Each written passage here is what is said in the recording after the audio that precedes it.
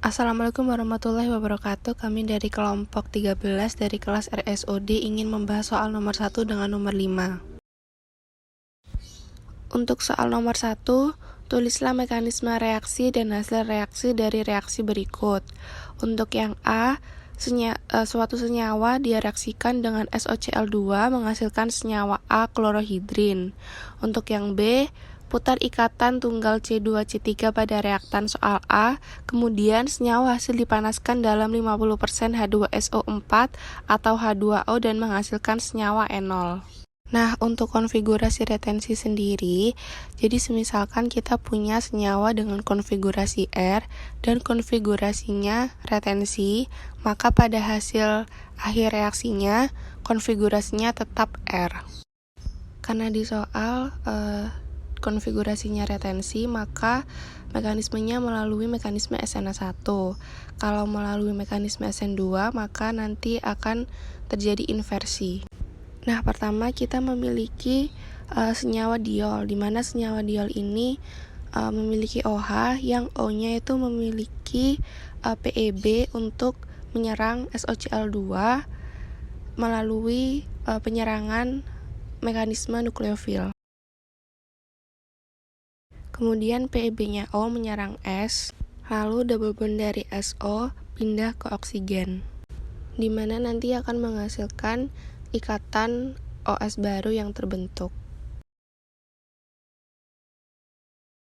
Untuk oksigen yang ini, ia bermuatan positif karena tadi PEB-nya digunakan untuk berikatan. Nah, untuk oksigen yang ini, ia memiliki muatan negatif karena dia menerima elektron dari double bond SO. Nah, untuk muatan negatifnya sendiri, ia akan berubah menjadi double bond dan Cl-nya akan lepas dari senyawa tersebut.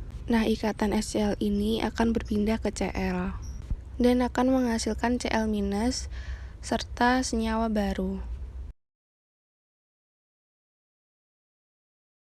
Kemudian Cl- ini akan menyerang kepada H+, dan elektron di OH-nya akan berpindah kepada oksigen.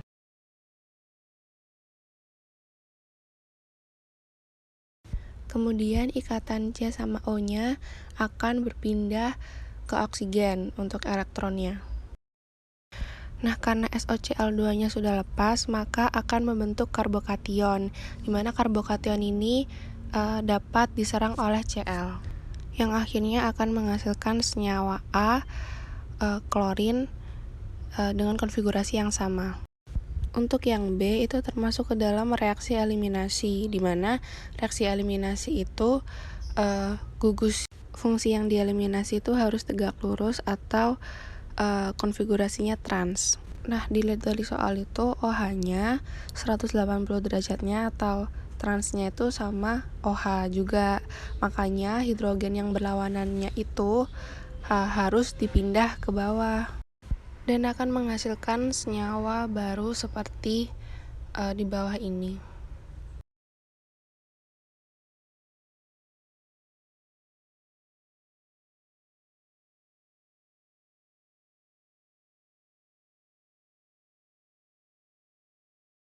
Nah, waktu ditambahkan H2SO4 itu nanti PEB dari OH-nya akan menyerang H+ dari H2SO4.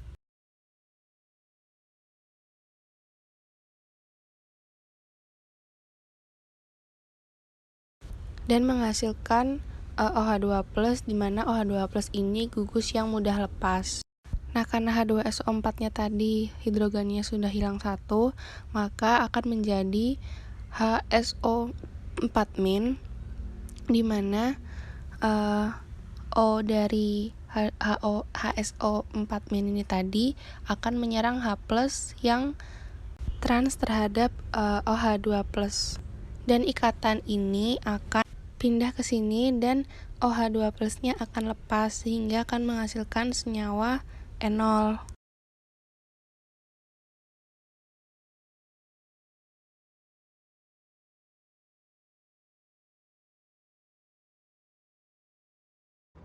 Pada soal nomor 5, ditanyakan tuliskan mekanisme reaksi dan produk reaksi secara lengkap dari reaksi di bawah ini.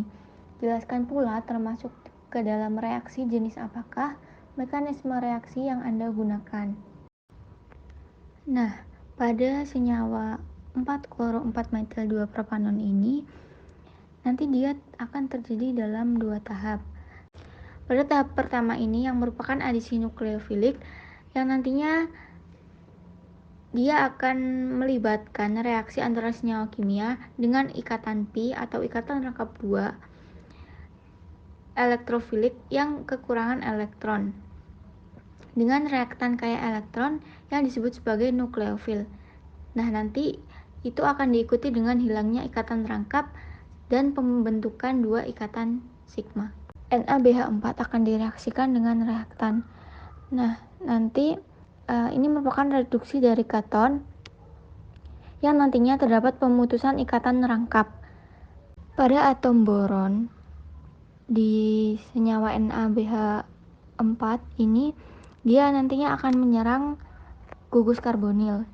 Nah, gugus karbonil ini akan mendorong elektron menuju atom oksigen yang menyebabkan oksigen nanti akan bermuatan negatif.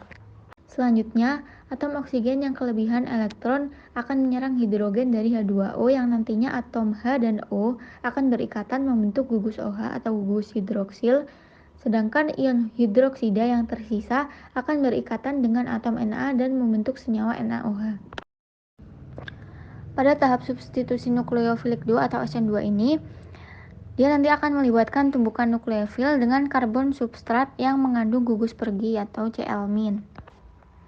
Pada tahap ini, 4-kloro-4-metil-2-propanon ini akan direaksikan dengan etoksi natrium dan dengan pelarut 99% aseton dan 1% air.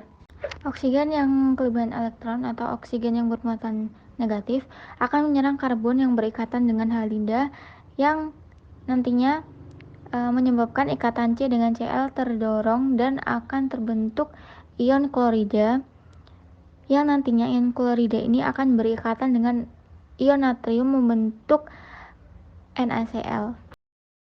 Sekian presentasi untuk pembahasan soal nomor 1 dan 5 dari kelompok kami. Terima kasih. Wassalamualaikum warahmatullahi wabarakatuh.